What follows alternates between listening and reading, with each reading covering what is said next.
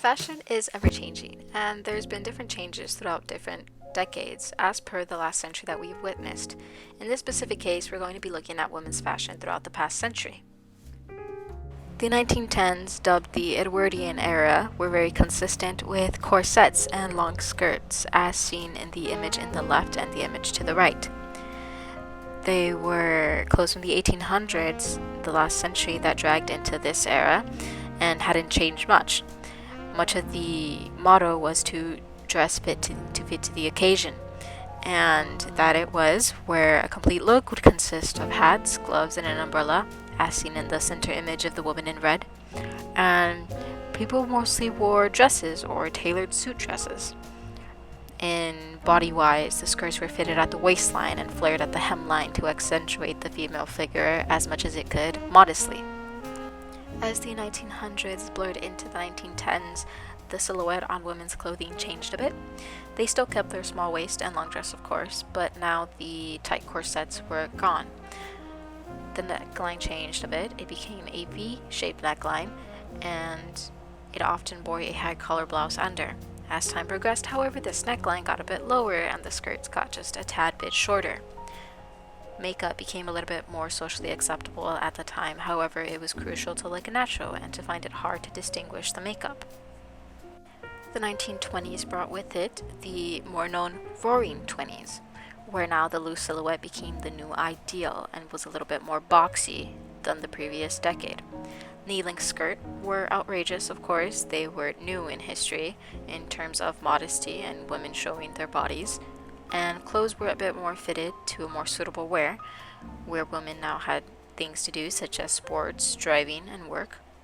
Day wear was simple at the time and wasn't as showy as its counterpart, nightwear, where it was decorative in sequins, patterns, fringes, and feathers. However, this wasn't to be mistaken with flapper girls, as seen in the bottom left corner.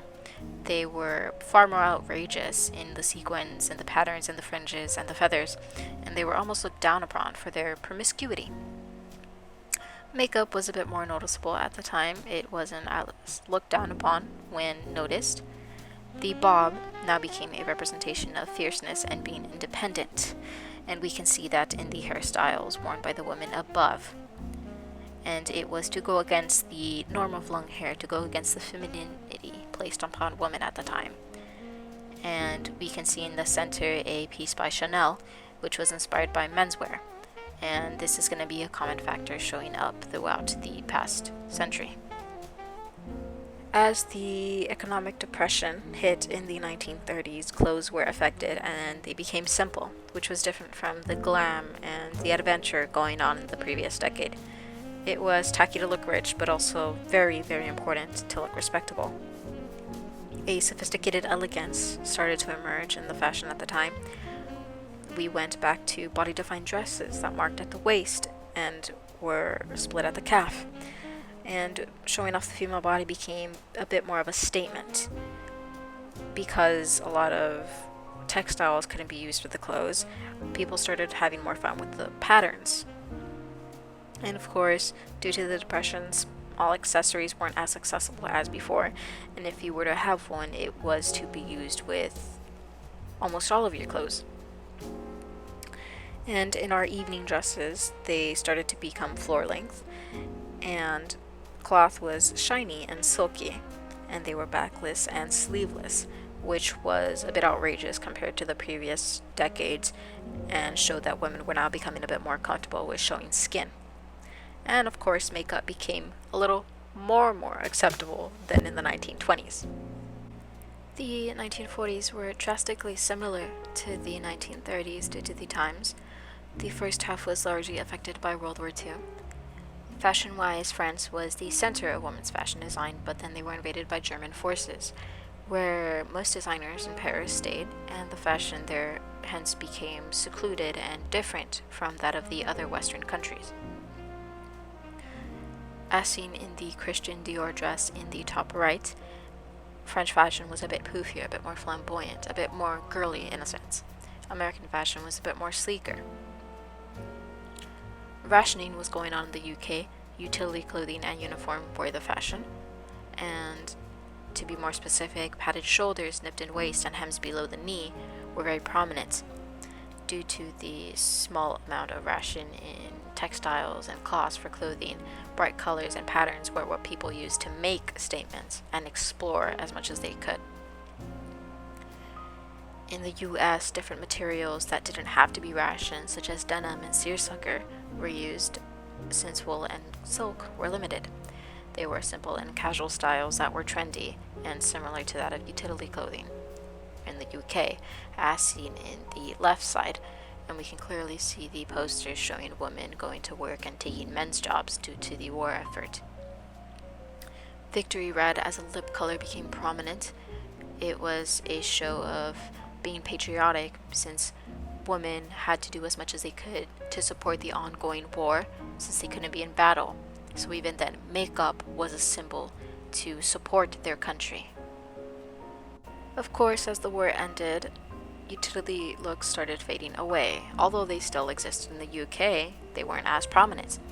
And they faded away due to Christian Dior's influence in his quote-unquote new look that consisted of rounded shoulders, cinched-in waists, and long full skirts. This was very feminine, and it used a lot of cloth. The long skirts made women worry that it would set them back due to the previously seen shorter skirts. In the 1950s, the UK finally lifted their rationing on clothing. After this, haute couture began to pop up, with names such as Christian Dior and Cristobal Balenciaga becoming of importance. Women went back to being housekeepers, and thus the housewife name from the 50s era became more prominent, with largely misogynistic undertones of women's role. We can see this in the top right image that had many other similar images and ads occurring throughout this decade. As we can see, a return to femininity was largely important. We can see the hourglass figure returning, A-line becoming more prominent, and princess dresses becoming more prominent, as seen in Princess Margaret's dress in the bottom right. Different names such as Chanel, Givenchy, and Balenciaga started making different names for themselves under the fashion they started to promote. Balenciaga promoted petticoats and lace and netting with heavy floral and bright fabrics. They like to mess around a bit more with their clothing, as seen in the image in the center under Christian Dior's princess dress. Givenchy liked to promote raincoats and two suits and a pair of trousers and a cashmere sweater as clothing essentials. And we can see this in the bottom left image in their fashion sketchings. Chanel quite disliked using a lot of fabrics, as the other brands did, and they were more simple and eloquent in what they tried to promote.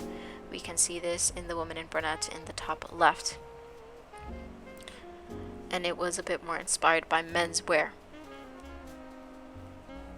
In the 1960s, we see haute couture and haute fashion designs die down a little in terms of this runway sort of look. We start seeing the pop-up of more accessible fashion due to things such as Swinging London, where it was a widespread increase in the culture of youth, music, and fashion. We see people such as Mary Quaint start pop-up shops such as Bazaar that made this type of easy, accessible clothing. And we see this in the top left image, where now it was easier to dress in more youthful clothing that was more important at the time. And of course, there was the exploration in the textiles being used for the clothing. In the first image to the right top, we see this sort of dress with different textiles being used, much different from the wools and the silks of the previous decades. Skirts got longer for the hippie style. We see this in the bottom left. Hippies started to surge due to the Eastern influence of the late 60s.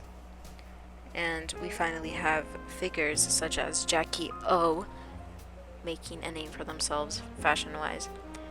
Jackie O was titled by her white gloves, her pearls, her matching hats that resembled a sort of menswear. We also see Audrey Hepburn becoming a bit more prominent in her clothing, with her hats, of course, matching Jackie O and the Breakfast at Tiffany's clothing she wore. The 1970s became known as the polyester decade due to the different uses for different types of clothing that we see with the synthetic fabrics.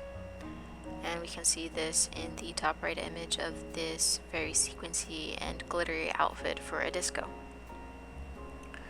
And here we see a different type of look when it comes to fashion in terms of the exploration. It wasn't a general look, there was different general looks going on at the time. We see athleisure becoming a bit prominent and starting to pop up in the center, since we see Cher wearing something of the similar sort. People such as Yves Saint Laurent started exploring a feminine, powerful figure that embraced a bit of her sexuality. We see this in the second image next to the 1970s to the right. And below that we see this menswear suit that finally started exploring pants instead of skirts for this menswear look. And in the bottom left we see the duality of women's clothing being represented more. This was a tight look with a little sash, and women would change it. They would wear it for their day wear to work, and then at night they could wear a little bit of jewelry, a little bit of makeup, and change their hair a bit to make it look suitable for nightwear.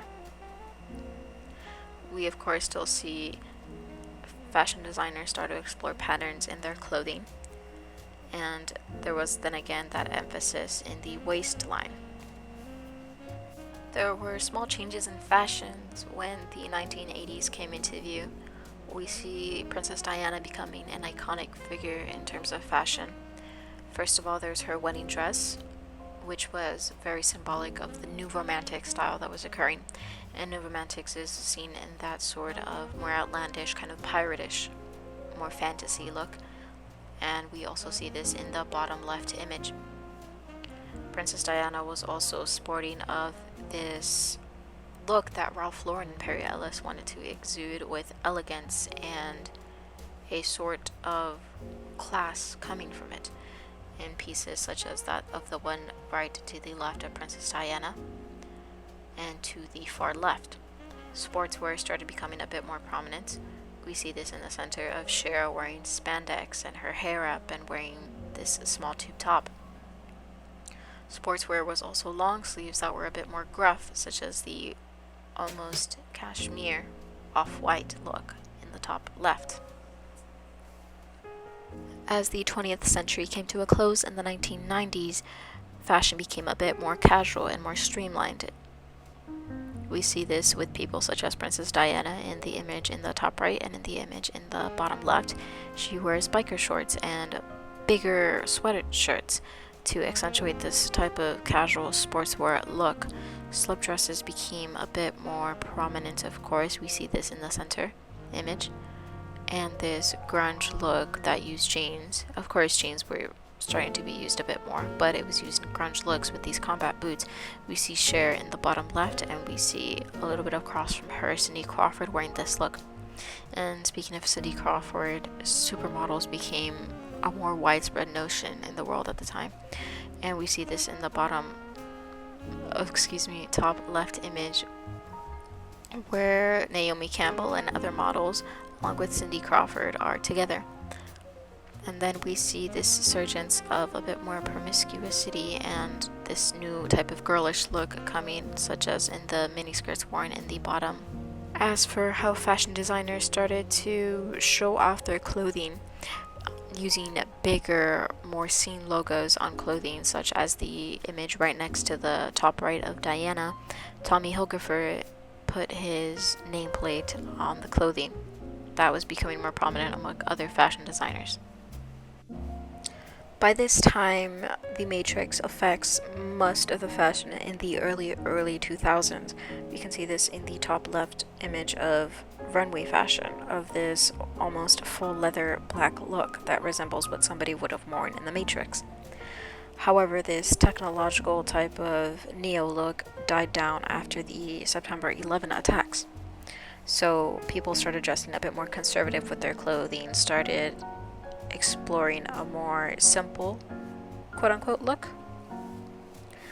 We first have the low-rise jeans as seen by a popular clothing figure, Paris Hilton, in the bottom.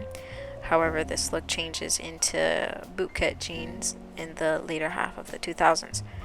This sort of hippie look from the past decades transforms into a boho look. We see this in the center image of these long skirts and almost hand-me-down clothing being worn. Uggs started becoming prominent. We see Beyonce wearing them in the top right. Mini skirts started showing up more again, however they were shorter as they came back. We see a touch of the 1940s and the 1950s becoming a bit more touched on by runway designers. We see this in the bottom right, and different brands such as Juicy Couture started making a name for themselves with this athleisure type of wear that we can see Britney Spears wearing in the top right. The 2010s bring a different sort of change when it comes to athleisure. Now we see it become actually athleisure and get that given name instead of being treated as that sort of sporty look from the previous decades. People such as Gigi and Bella Hadid and Justin Bieber's wife were wearing such outfits. We see Bella Hadid wearing this in the top left image, and we see it affecting runway clothing with sneakers being worn officially on the runways in the bottom right. We see the formal and almost menswear silhouettes being worn on women in clothing, especially in runways in the top left, and then we have the bottom left sporting that closer to a more 1940s or 1950s look. And it was largely in support of women being in their professional wear. Kim Kardashian is seen wearing something of the sort with her high-waisted pants and cinched-in waist. And in the center, we see Rihanna becoming a large icon for fashion. This bedazzled dress she wore to a red carpet was a prominent icon in terms of fashion looks of this decade. And of course, she plays in hand with the athleisure at the time in the top right of one of her Fenty looks being worn with sneakers and a large sweater. This brings my discussion on fashion throughout the past century for women coming to a close. Thank you for watching.